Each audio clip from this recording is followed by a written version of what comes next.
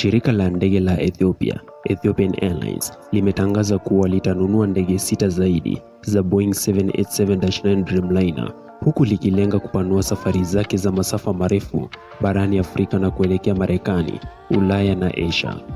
Mkurugenzi mtendaji wa Ethiopian Airlines Group, Bwana Mesfin Tasiu, aliambia Reuters baada ya hafla ya kusaini makubaliano katika makao makuu ya Boeing karibu na Washington kuwa kampuni hiyo imebadilisha chaguo 6 za awali kuwa oda kamili baada ya hapo awali kuagiza ndege 20 mpya za 787 zikiwemo 9 zilizoagizwa mwezi Januari.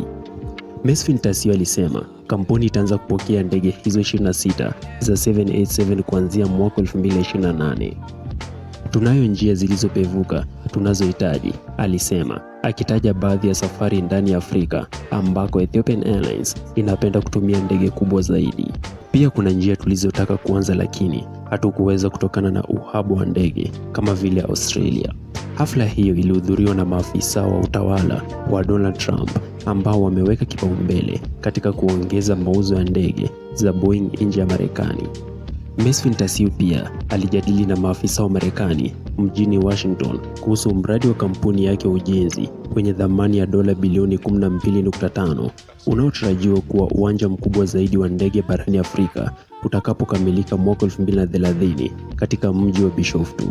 Shirika hilo la serikali lilipata kandarasi ya kubuni uwanja huo wenye njia 4 za kurukia na kutua ndege katika mji ulioko takriban kilomita 45 kusini mashariki mwa Addis Ababa.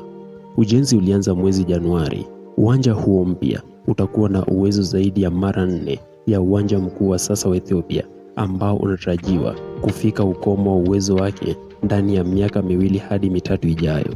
Vile wa mradi huo ni pamoja na African Development Bank ambayo mwezi Agosti ilisema itatoa mkopo wa dola milioni 500 na kuongoza juhudi za kukusanya dola bilioni 8.7.